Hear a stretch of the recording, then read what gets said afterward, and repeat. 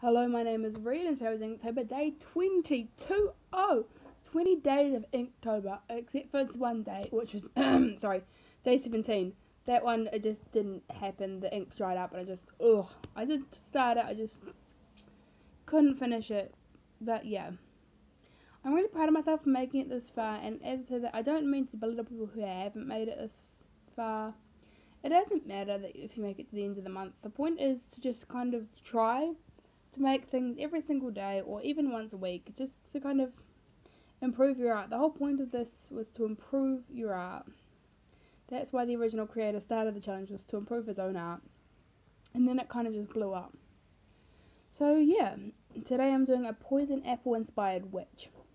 She's holding a poison apple, which is basically the same one that's in Snow White and the Seven Dwarfs, the animation by Disney, because I'm a Disney hoe and an art hoe. I'm just a hoe.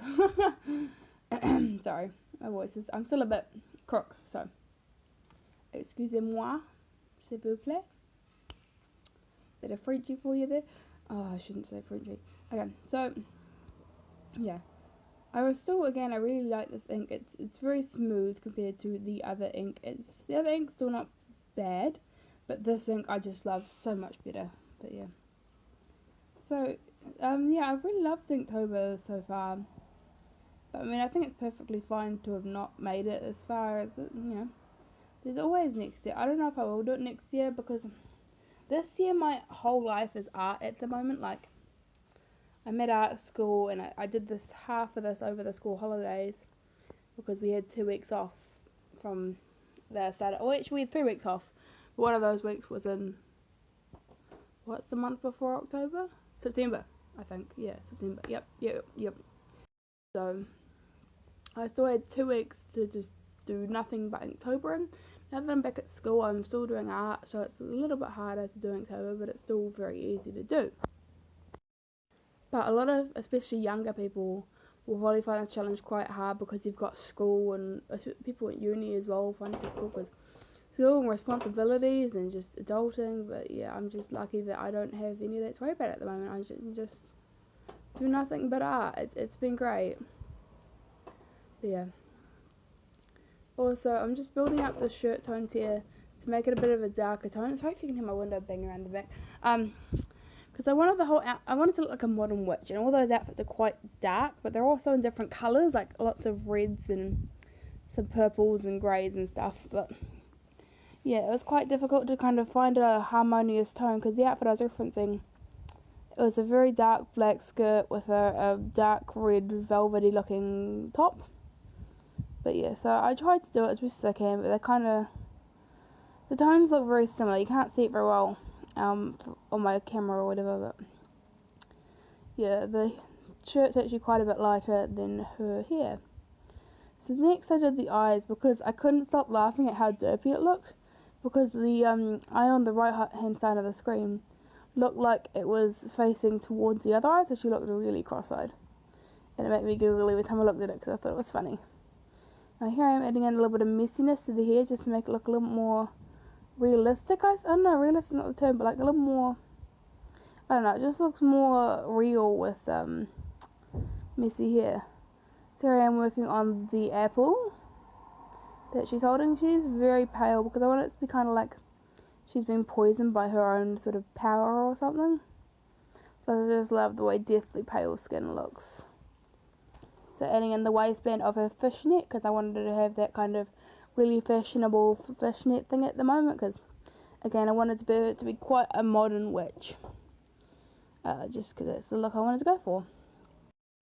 But here I'm going over the shirt again, adding in some shadows under her boobs, making it like she's got more of a 3D form, adding in more shadows for the collarbones and under the shirt, because I messed up when I was doing the shapes and kind of gave it an accidental shadow under one of them. So I just did a darker shadow around the other ones, and it looked like it fit in perfectly. So yeah. This one is by far my favourite one of all of Inktober so far, because it's probably the closest to my current style. Also, the tattoo under her eye is supposed to say toxic, but you can't really see it very well. But yeah, her face is a lot closer to how I draw now. It's still a little bit off, But I really like how this one turned out, and just the ink is a lot nicer to work with, and yeah. So I'm hoping it's going to get better from here on, because from here on it's more and more like my kind of current style. This one is very close. It's just the face is kind of, yeah, you know, here I am. That little book in front of me is me referencing the original sketch, because in the trace or the scan of the sketch that I used to trace onto this paper, it was a bit like I accidentally kind of trimmed off part of her arm, so I couldn't really see the tattoo, so I just kind of had to do it that way, which was fine. It didn't, yeah, it wasn't too bad. The tattoo is quite simple. On her chest is henbane, and on her arm I believe is belladonna. It might be the other way around, I can't remember. But yeah, these are both very poisonous plants. Poisonous plants. Poisonous plants. There we go. And I thought she's a poison witch, should have some poison plants. Like, gotta have some.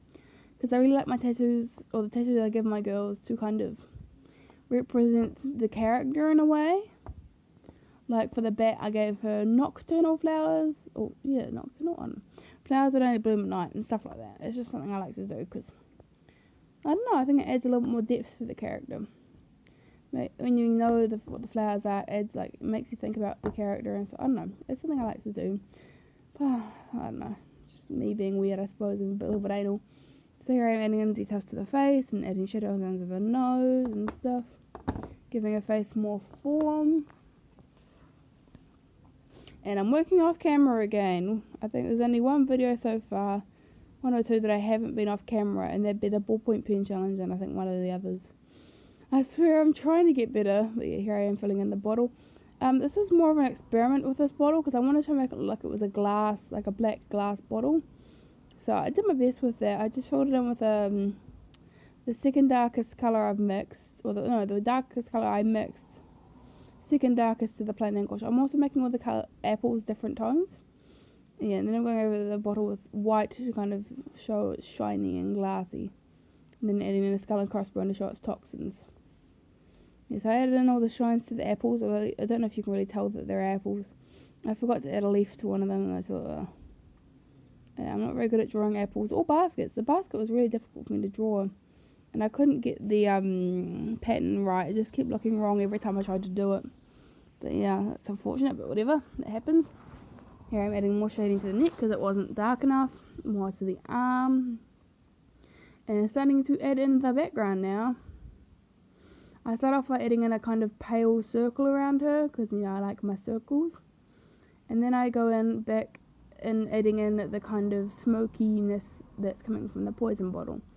Although it's still quite faint and quite hard to see. I wish I made this one part a little bit darker, or even made the background a bit darker, but oh well. I still like this way, the way that this one turned out. Alright, adding in some lines to add to the smoke. You can't really see them in the video, but they're definitely there in real life. So I'm pretty much just adding in the final details now. Adding in things like the basket, and then I move on to a skirt, adding in the paper underneath so it doesn't, because you can see I'm going on paper.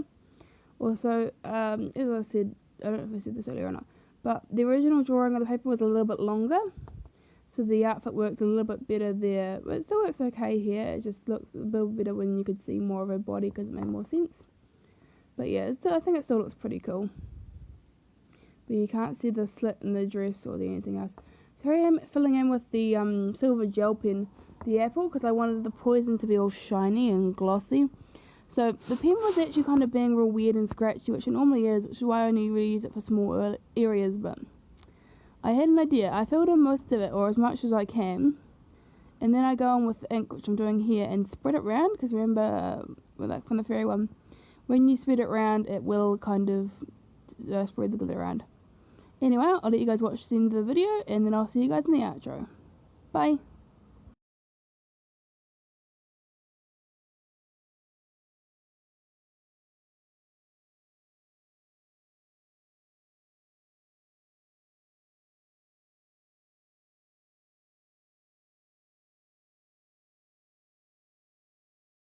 Close Inktober day 20. More than almost 2/3 of the way through. You can see her little toxic tattoo, if it'll focus. Hold on.